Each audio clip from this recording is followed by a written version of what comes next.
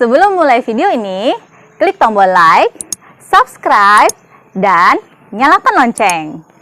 Isi absen di kolom komentar dengan cara ketik nama lengkap, kelas, dan nomor absen. Selamat menonton.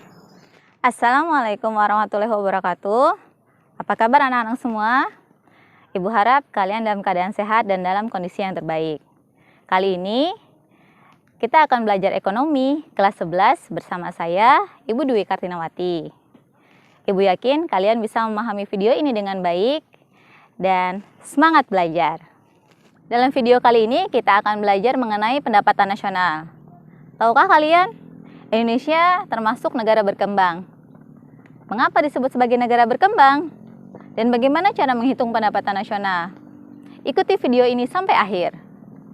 Ketika kalian bersekolah, kalian mendapatkan uang saku dari orang tua kalian.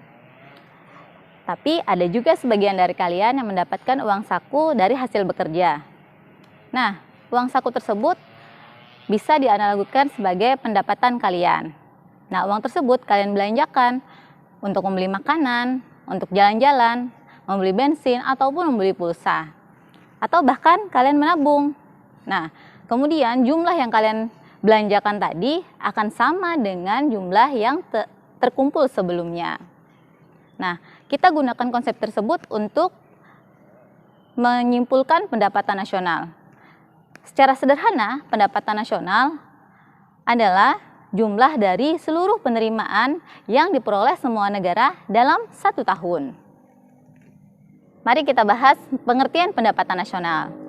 Pendapatan nasional itu banyak didefinisikan oleh para ahli ekonomi, di antaranya Alfred Marshall.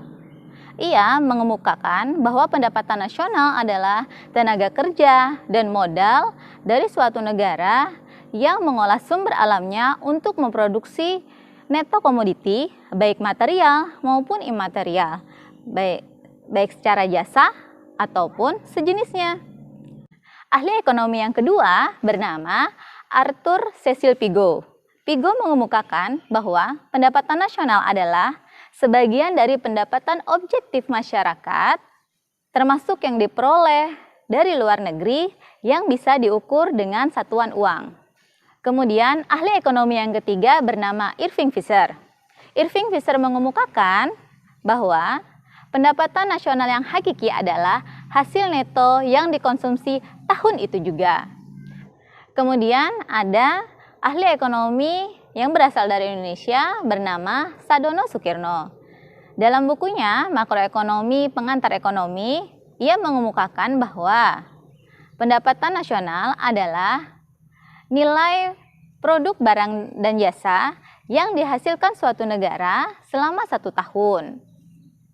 Tadi kita membahas mengenai definisi dari pendapatan nasional. Sekarang kita akan bahas mengenai manfaat dari pendapatan nasional. Perhitungan pendapatan nasional memberikan manfaat bagi pemerintah utamanya. Di antaranya, 1. Pemerintah bisa mengetahui dan menelaah struktur perekonomian. Yang kedua, pemerintah bisa mengetahui kemajuan perekonomian dari waktu ke waktu. Dan yang ketiga, pemerintah bisa membandingkan perekonomian antar daerah ataupun antar negara. Yang keempat, terakhir, perhitungan pendapatan nasional bisa dijadikan sebagai pedoman dalam mengambil kebijakan pemerintah. Manfaat yang pertama yaitu mengetahui dan menelaah struktur perekonomian. Ketika pendapatan nasional dihitung, maka pemerintah akan mengetahui sektor manakah dari perekonomian yang akan memberikan sumbangan terbesar pada produk domestik bruto atau PDB. Seperti Indonesia yang termasuk sebagai negara berkembang. Indonesia lebih banyak disumbang dari sektor agraris atau sektor pertanian, maka masih sangat tergantung pada hasil pertanian. Kemudian untuk Singapura ataupun Jepang, mereka termasuk negara berkembang, di mana kedua negara tersebut tergantung pada sektor jasa dan sektor industri. Manfaat yang kedua yaitu untuk mengetahui kemajuan perekonomian. Perhitungan pendapatan nasional bisa memberikan informasi kepada pemerintah apakah negara mengalami kemajuan ataupun penurunan dari sektor ekonomi. Kemudian bisa juga mengetahui struktur ekonomi mengalami perubahan atau tidak. Dan juga bisa memberikan informasi bagaimana kondisi pendapatan per kapita negara tersebut. Apakah mengalami kenaikan ataukah malah mengalami penurunan. Yang ketiga yaitu untuk membandingkan perekonomian antar daerah ataupun antar negara. Dengan melakukan perhitungan pendapatan nasional, pemerintah bisa membandingkan perekonomian antar daerah. Misal, daerah Jawa Timur dengan daerah Jakarta. Jadi bisa dibandingkan antar dua daerah tersebut. Apakah yang satu mengalami kemajuan ataukah tidak. Kemudian juga Indonesia bisa membandingkan kondisi perekonomiannya dengan negara lain, misal antar Indonesia dengan Singapura. Bisa membandingkan antar dua negara tersebut sehingga kita bisa menilai apakah negara mengalami kemajuan ataukah mengalami ketertinggalan dengan negara lain. Dan manfaat yang keempat yaitu menjadi pedoman bagi pemerintah dalam mengambil kebijakan. Dengan perhitungan pendapatan nasional, pemerintah dapat lebih efektif mengambil satu kebijakan karena informasi yang diperlukan untuk membuat kebijakan sudah tersedia. Dan dengan adanya perhitungan ini, pemerintah juga bisa merencanakan program baru untuk mengatasi masalah ekonomi yang sedang dihadapi. Nah, anak-anak, itulah manfaat dari perhitungan pendapatan nasional. Sekarang mari kita simpulkan dari penjelasan kita sebelumnya. Yang pertama dari pengertian pendapatan nasional.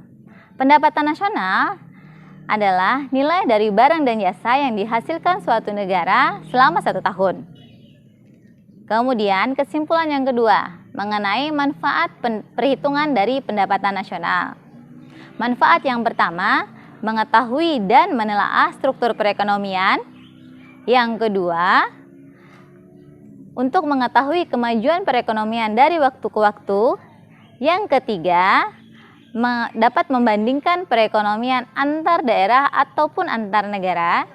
Dan yang keempat, dapat dijadikan pedoman bagi pemerintah dalam mengambil keputusan untuk membuat satu kebijakan.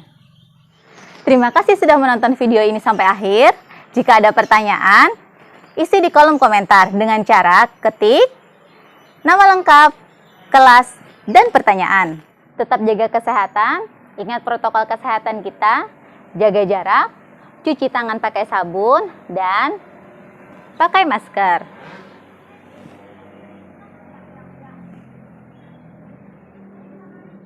Materi lebih lengkap bisa diakses di Google Classroom. Sampai jumpa lagi. Assalamualaikum warahmatullahi wabarakatuh.